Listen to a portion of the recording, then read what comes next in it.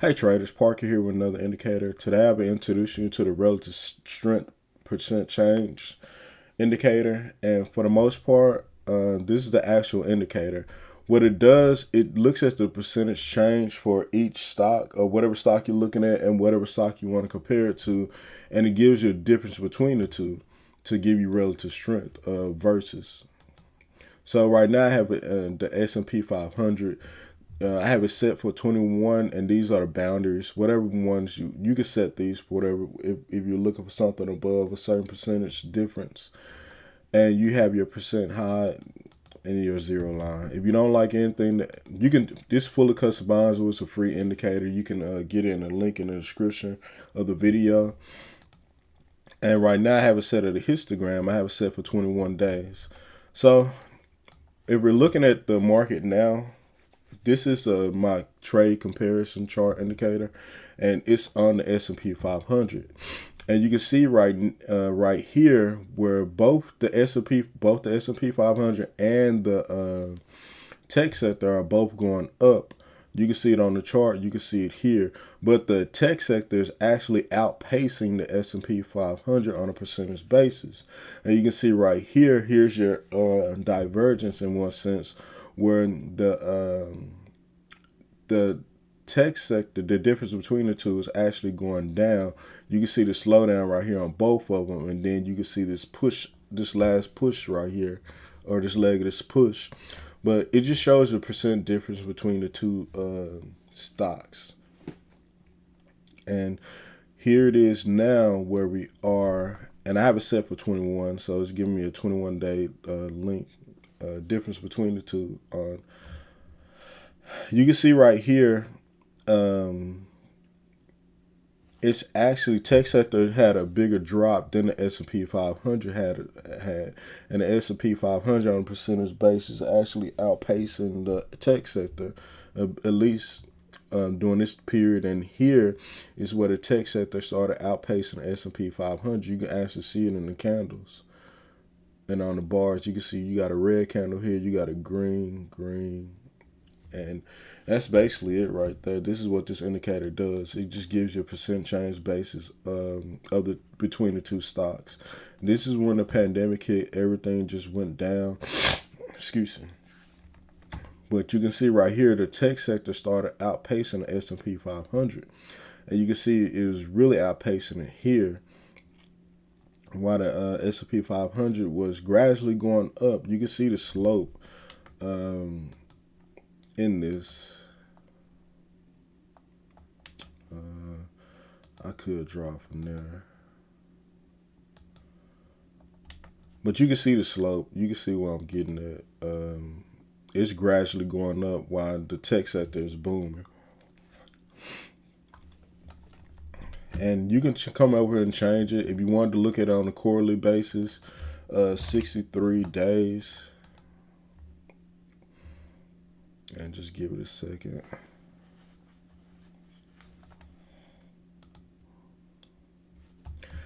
You can see it right here. Let me take, where is it? That's what's slowing it down. Yep. So this is on a percent change basis of 6 or quarterly. And you can still see the tech sector was outpacing the S&P 500, and it's still outpacing it now. And if we wanted to look at on a yearly, we were just entering 252 because the stock market is on average open 252 days. You can see where the tech sector took this huge slump, and then the recovery was back here, I think, March. And it's been pushing up ever since, but it's still outpacing the S&P 500 on a 252-day basis difference.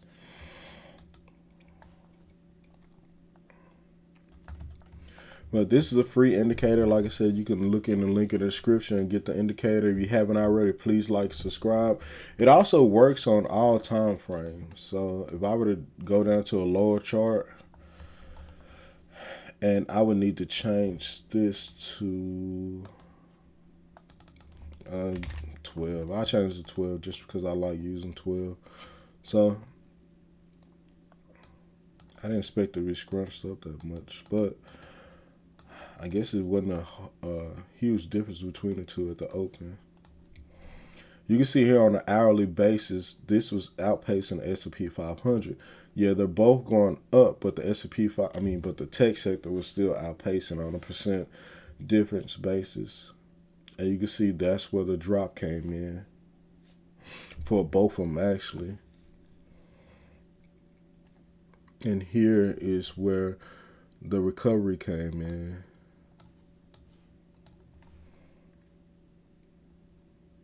I guess it's not too great of a difference on that day. Let's look at this day.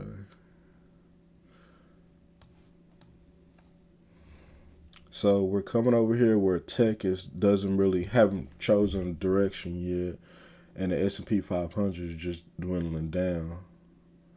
Tech rebounded here and continued to rebound while the S&P 500 dwindled a little bit. And then it finally started catching up and rebounding. And you can see here both of them start going down. And on a percent average basis, you can see where everything is just going down. That shouldn't be that scrunched up, but it's most likely because it's not that great of a difference, especially when it's coming to one of these. Well, I guess if I get rid of the boundaries, that opened it up to get larger. So for the most part, you can see everything. You can see tech started outpacing the S&P 500 on a percent basis.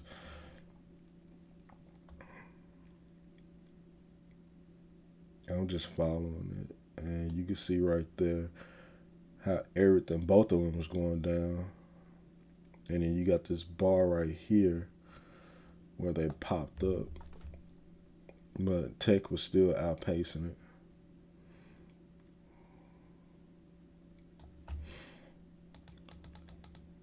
Let's look at.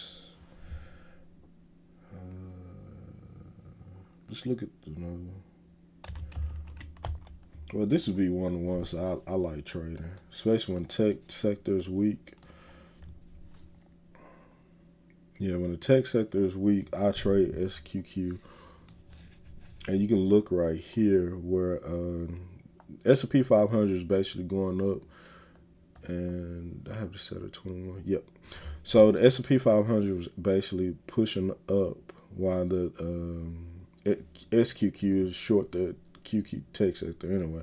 But then you see there's a difference. And you can see there was a huge difference here where it started outpacing. And this is one of the areas where I probably would have gotten in on this candle, especially going up again, getting back above this support resistance line right here, and then just riding it up until I got my first green one right here. And this is a huge difference right here. So if I would have gotten in right here, I still would have made money, even though I was waiting for this drop. And the drop, it was significant, at least significant on that candle anyway.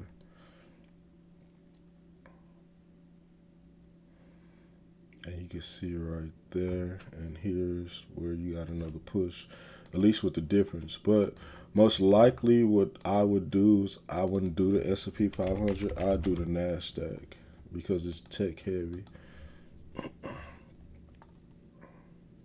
And it gave me, actually told me to get out on this candle. Even though it's a bullish candle, I would have been looking for this first drop here. And I probably would have gotten out on this candle. Here's the next push right here. You can see this gradual lows. Gradual higher lows. And you can see this push from there. And I may have gotten out right here, but it's showing you, even though it's a red candle, all this buying pressure right here. And that's where the close. This green line is close. This white line on this what did I name this? The buy sell pressure candle overlay. So this white line is the mid for the high and low range, between the high and low. And this green or possibly red line, whenever it's bearish, it'll be red, but it's green. It's showing that it's a lot of buying pressure there.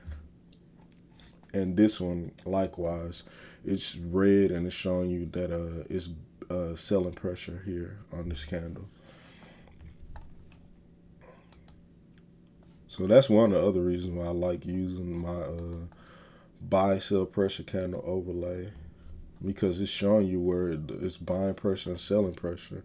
You can see even though it's a red candle, it was more buying. It's buying pressure on this candle. This is a red candle, but you can see from there, especially when you get this, I call it a divergence. Where's that candle? Divergence right here. It's a red candle. It's red because the close is below the actual open of the candle, but you can see how much. But it's still closed higher than half of the candle, which gives you the buying pressure. And that's one of the reasons why I like using my buy sell candle overlay.